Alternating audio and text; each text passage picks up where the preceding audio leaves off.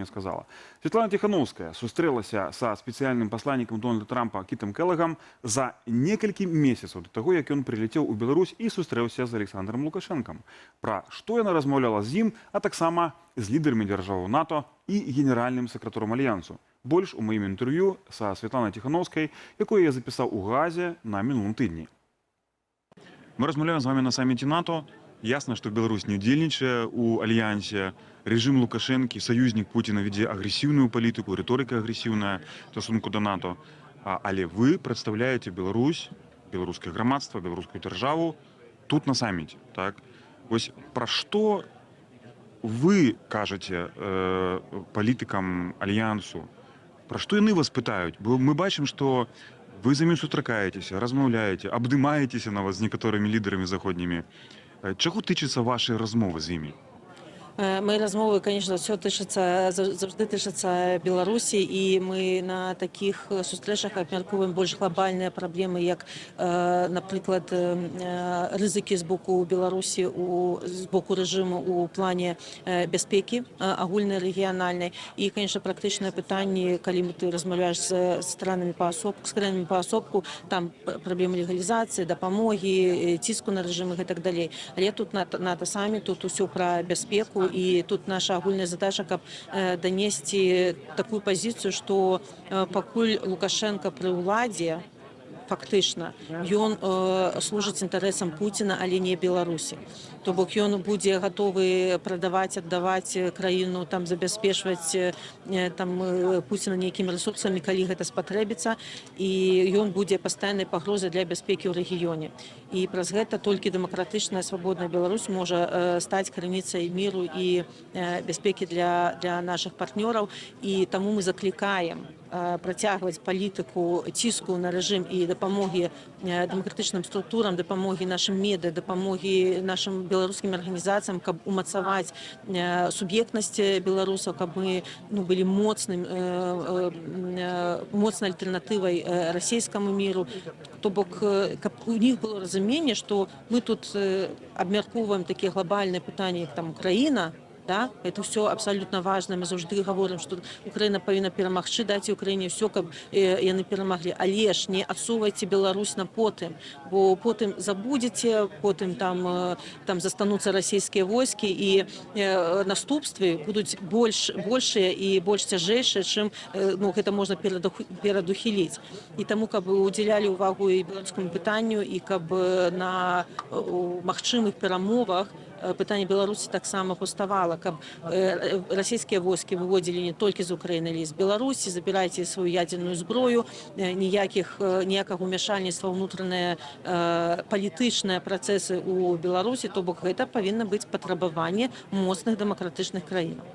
Дазвольце запытаць вось пра такі фон міжнародны, які цяпер адначасова саммітам адбываецца. Я маю на ўвазе візіт генерала Келага ў Беларусь, вынікам якога стала вызваленне Сергея Тихановского, вашего мужа, іншых беларускіх і замежных палітычных вязняў. Бо бачна, што адміністрацыя Дональда Трампа пачала новую палітыку дачынення да Беларусі. Так? І гэта не першае вызваленне. Раней таксама былі вызваленні палітычных вязняў у выніку амерыканскай палітыкі. Вось як вы бачыце, гэтая палітыка складаная такая, дзе ёсць і санкцыі, ёсць і ціск, ёсць і непрызнаванне Лукашэнкі афіцыйна, але адначасова ёсць візіт высокапастаўленых амерыканскіх чыноўнікаў Менска, размова з Лукашэнкам, нават абдымаліся яны там. Ці вось гэты дыялог, у выніку якога вызваляюць палітычных вязняў, ён на карысць Беларусі, на такую далейшую перспектыву. Як вы гэта ацэньваеце? Так, мы, конечно, бачым, што палітыка Амерыкі становіцца больш такой транзакцыйнай, такой практычнай больш. І мы разумеем, што вызваленні пачаліся з грамадзян ЗША, перш за ўсё, то бок яны забралі сваіх, але за гэтыя гады у нас шмат саюзнікаў у Кангрэсе, у Сенаце, у Стэйт-дэпартменце амерыканскім. Яны разумеюць, што у Беларусі гуманітарная палітычная катастрофа. І разумеюць, што ёсць вайна ў краіне, і яны робяць захады, каб ну, прывесці вось гэты канфлікт да нейкіх перамоваў. Яны разумеюць таксама, што Лукашенко гэта не нейкі індывідуальны гулец, што ён гуляе на баку Пуціна і што яму, канешне, нельга давяраць, што ён здрадзіць, што ён падмане, але ж ну вось гэта такі крок можа да вось у бок гэтых перамоваў. І тое, што вызвалілі пад гэты крок палітвязня, не забыліся пра гуманітарны трек, пра палітычны, это вельмі важна для нас. Мы, канешне, удзячныя тут і прэзідэнту Трампу, і самому генералу Келагу, і, канешне, Крыс Сміту, што яны трымаюць ось гэты трек на парадку дня. Канешне, усе кажуць пра пагрозу там прызнання Лукашэнкі, легітымізацыі, але тут ну, ёсць ну, разуменне ў нашага амерыканскага боку. Не думайце, што яны не разумеюць гэтых пытанняў. І калі генерал Келаг дэманстратыўна звяртаецца да Лукашэнкі сэр, містер, так, ну гэта зразумела, што ён ну, спецыяльна вось не называе як Так, пробачте, а перакладчик перакладае спадар прэзідэнт. Так. А ён не назваў яго прэзідэнтам. Так, усе гэта, канешне, заўважылі, і мы тут вельмі шануем вось такое стаўленне да легітымізацыі Лукашэнкі. Гэта крок у правільным накірунку. Як і з боку Лукашэнкі, гэта крок у правільным накірунку, каб вызваляць людзей. Бо мы заўжды кажам пра дыялог, нацыянальны дыялог. Канешне, мы, як дэмакратычныя сілы, і Лукашэнкі разумеюць дыялог па-рознаму, яны хочуць дыялог з заходнім светам без удзелу беларусаў, без удзелу нацый. А наша задача, каб прайсці праз гэты працэс перабудавання адносінаў, так, паміж рэжымам і беларусамі, і выйсці вось на гэты нармальны дэмакратычны трэк праз свабодныя выбары. І таму, канешне, мы вітаем гэты крок. Мы разумеем, што рэжыму хочацца больш, рэжыму патрэбна зняццё санкцый. Яны спадзяюцца, што вось гэты прыезд генерала Келага, напэўна, там можа некае адзінства разбурыць. Ну, гэта прапаганда заўжды закідвае. Санкцыі гэта інструмент. І мы павінны яго, канешне, выкарыстоўваць, але наша пазіцыя тут ясна, яна данесена амерыканскаму боку, што пакуль рэпрэсіі працягваюцца, пакуль палітзняволеныя у турмах, то гэты інструмент адкладайце ну, як мага далей. І мы ж расказалі амерыканцам, што 14 чалавек вызвалілі, дзякуем вялікі, 28 пасадзілі. Ці гэта змена палітыкі, ці ёсць тут увогуле размова пра зняццё санкцыяў, то бок будьце прынцыповымі, будьце паслядоўнымі ў сваёй пазіцыі. Гэта вось, ну, тое, што мы абмяркоўваем з амерыканскім бокам. Удзячна, што яны з намі каардынуюцца.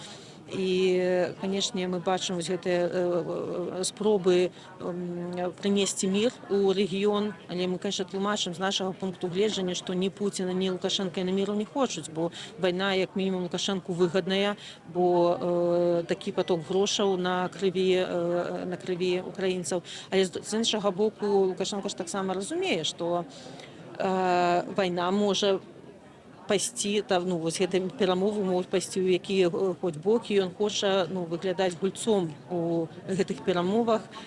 Але ж паўтараюся зноў, што ніхто не ўспрымае яго як агульнага, як некага сепаратнага гульца, ён на баку Пуціна, і ну, то бок гэта толькі дадатковы голас да пуцінскай лініі. Так, дазвольце запытаць вось таксама пра генерала Келага, бо вы сустрэліся з генералам Келагам за 4 месяцы до таго, як з ім сустрэўся Лукашенко. Гэта было ў Мюнхене. Так, гэта была кароткая размова. Міністр замежных спраў Польшчы Радослав Сікорскі быў пэўным сэнсе пасярэднікам. Я быў там, памятаю гэта, назіраў за гэтым момантам цікавым. Які у вас складаецца ўражанне вось ад той размовы з генералам Келагам? Таксама вы наведвалі ЗША вось гэтыя месяцы, так? Як амерыканцы бачаць, наколькі яны разумеюць вогуле, што наколькі яны разумеюць нашыя праблемы? Ну, працэс разумення сітуацыі – гэта працэс. Перш за ўсё, і мы робім усё магчымае, каб данесці падзею Беларусі да новай адміністрацыі.